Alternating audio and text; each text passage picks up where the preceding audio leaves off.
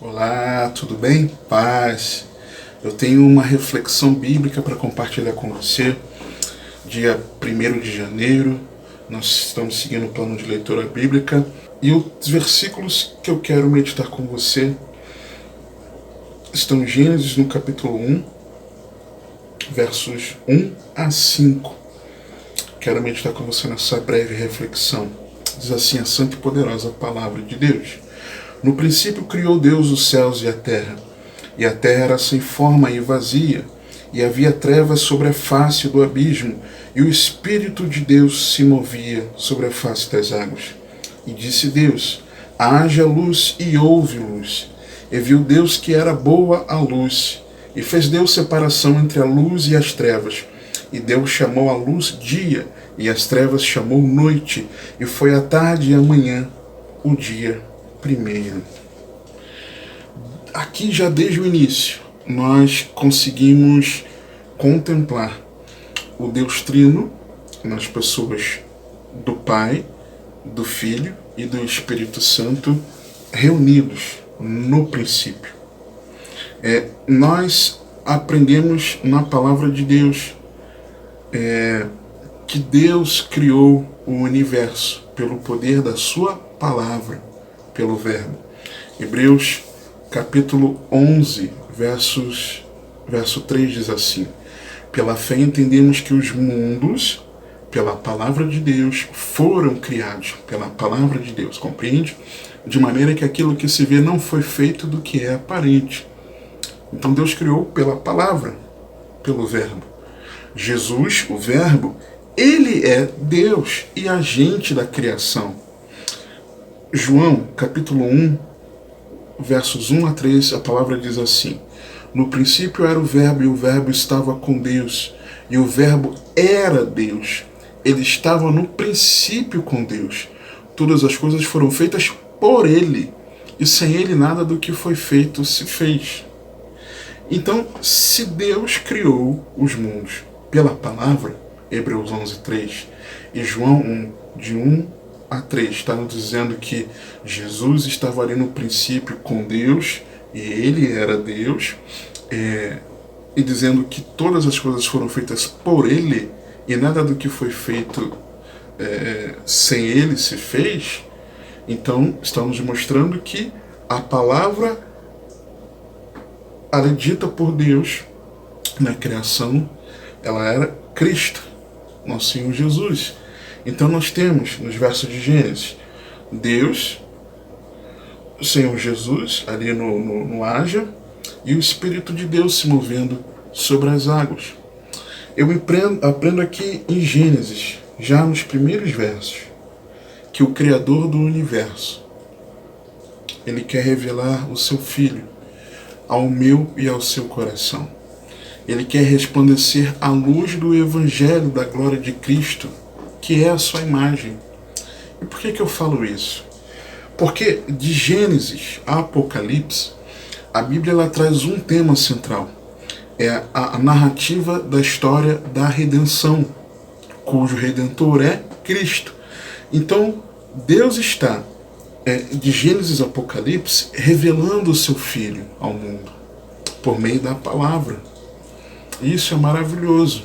E especificamente nesses versos aqui, nós vemos isso numa aplicação que Paulo faz, escrevendo aos Coríntios. Segundo aos Coríntios, capítulo 4, versos 3 a 6, Paulo diz algo maravilhoso. Mas se ainda o nosso evangelho está encoberto, para os que se perdem está encoberto, nos quais o Deus deste século cegou os entendimentos dos incrédulos. Quem é o Deus desse século? O diabo, Satanás. Ele cega o entendimento, faz com que as pessoas não entendam a mensagem da cruz, para que eles não resplandeçam a luz do Evangelho da glória de Cristo, que é a imagem de Deus. Porque não nos pregamos a nós mesmos, mas a Cristo Jesus, o Senhor. E nós mesmos somos vossos servos por amor de Jesus.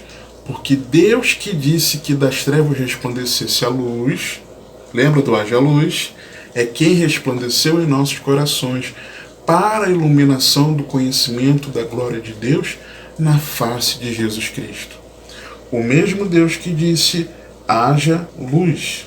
e viu que essa luz era boa, fazendo separação entre luz e trevas, é o mesmo Deus que diz: haja luz no nosso coração, para que nós possamos compreender o Evangelho e rendermos a nossa vida a Cristo. Compreender que Ele enviou Jesus ao mundo para a nossa salvação, para que nós não perecêssemos, para que nós não tivéssemos morte eterna. Pelo contrário, para que nós tivéssemos vida e vida em abundância, uma vida eterna em Cristo Jesus. Compreendendo que Jesus, o Filho de Deus, Deus, o Verbo encarnado, precisou vir a esse mundo, humilhando-se em forma humana, nascendo sem pecado, vivendo uma vida íntegra, sem pecado algum, mas sendo em tudo tentado, sem jamais ter pecado, dessa forma podendo se compadecer de mim e de você, compreendendo o que quer passar tentação aqui nesse corpo humano. Ele não só viveu sem pecado, ele precisou morrer na cruz, oferecendo-se como sacrifício perfeito para minha e tua salvação, para que pelo seu sangue vertido na cruz os nossos pecados fossem perdoados.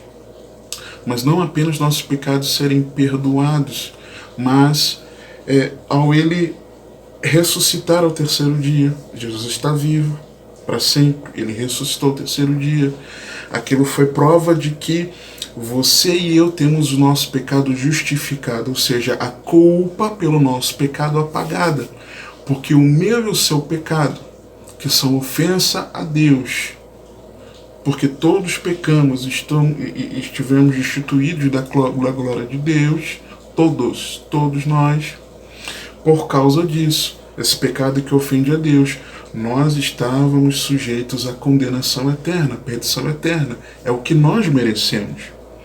Mas Deus, ele comprou, eu costumo dizer que Deus comprou a nossa briga, ele enviou Jesus para que a culpa do nosso pecado fosse tirada. Quando Jesus ressuscitou, mostrou que o sacrifício foi aceito, que a justiça de Deus foi satisfeita, os nossos pecados punidos em Cristo. Jesus subiu aos céus, prometeu derramar do seu Espírito Santo sobre as nossas vidas, para que ele habitasse conosco, fizesse morada, ele, o Pai e o Espírito em nós, e prometeu vir nos buscar. E esse dia está muito próximo. Quando nós compreendemos essa verdade, nós precisamos andar numa vida de relacionamento com Deus, porque agora nós já temos acesso. Lembra, nós estávamos destituídos da glória de Deus, agora nós temos acesso ao Pai.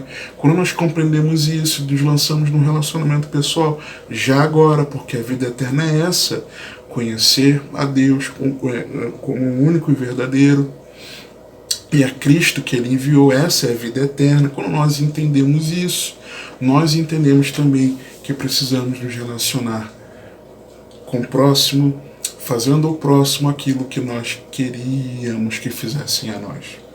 Nós não apenas nos preocupamos na nossa vida com Deus, mas nos preocupamos também com a vida no relacionamento com o próximo, andando numa vida de santidade, de piedade, mas também numa vida de justiça.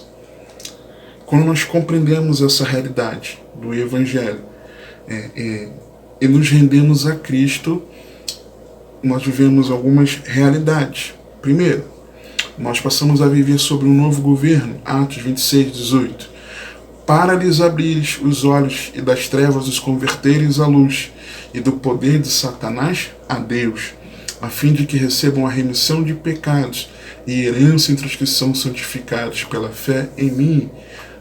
Sai do poder de Satanás para o poder de Deus, um novo governo. Segundo, arrepende-se dos seus pecados. Mateus 4, 16 e 17. O povo que estava sentado em trevas viu uma grande luz. Aos que estavam assentados na região e sombra da morte, a luz raiou. Lembra da luz? Desde então começou Jesus a pregar e a dizer: arrependei-vos, porque é chegado o reino dos céus. Terceiro, essa pessoa cuja luz do Evangelho raia no coração, ela abandona o pecado. Romanos 13, 12 diz: a noite é passada e o dia é chegado. Lembra Gênesis 1, 5? E Deus chamou a luz dia e as trevas chamou noite? Se nós estamos na luz, chegamos ao dia, a noite é passada, compreendeu? Rejeitemos, pois, as obras das trevas e vistamo-nos das armas da luz. Rejeitamos as obras das trevas, porque não estamos mais na noite, ela é passada. Quarto, recebe perdão dos pecados. Colossenses 1, 12 a 14. Dando graças ao Pai, que nos fez idôneos para participar da herança dos santos na luz, o qual nos tirou da potestade das trevas e nos transportou para o reino do Filho do seu amor, em quem temos a redenção pelo seu sangue, a saber, a remissão dos pecados. Saímos das trevas, fomos para o reino de Cristo, o reino do Filho do seu amor. Nesse reino do Filho do seu amor, nele nós temos a remissão dos nossos pecados, a redenção pelo sangue de Cristo. Quinto, adotamos um novo estilo de vida. Efésios 5, 8. Porque no outro tempo erais trevas, mas agora sois luz no Senhor. Andai como filhos da luz. Agora eu tenho uma nova forma de viver. Eu adoto um novo estilo de vida. Sexto, tem esperança de viver para sempre com Cristo. 1 Tessalonicenses, capítulo 5, versos 8 a 10. Mas nós, que somos do dia, lembra que não somos mais da noite, que a luz raiou, sejamos sóbrios, vestindo-nos da couraça da fé e do amor, e tendo por capacete a esperança da salvação. Porque Deus não nos destinou para a ira, mas para a aquisição da salvação por nosso Senhor Jesus Cristo, que morreu por nós, para que quer vigiemos, quer durmamos, vivamos juntamente com Ele. Compreende? Jesus não morreu apenas, que é maravilhoso, era o nosso problema com Deus, o pecado. Mas não foi só o perdão do pecado, para que nós vivêssemos com Ele. E nós vivemos juntamente com Ele já agora, por meio do Espírito Santo, habitando em nós. Nós estamos nele. E quando Ele retornar para sempre, nós estaremos com Ele. Você compreende? E em sétimo e último lugar, essa pessoa que a luz do Evangelho resplandece no seu coração, quando age a luz, raia no seu coração, ela compartilha sobre a luz. 1 Pedro, capítulo 2, versículos 9 e 10.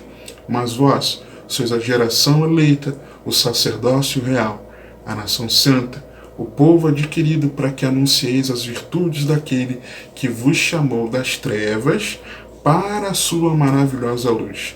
Vós, que em outro tempo não eres povo, mas agora sois povo de Deus, que não tinhas alcançado misericórdia, mas agora alcançastes misericórdia.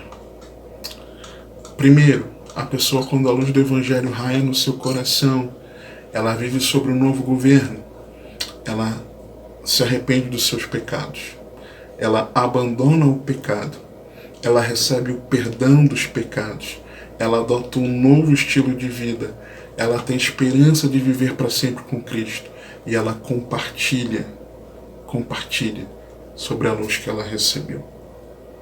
Que haja luz no meu e no teu coração. O Criador,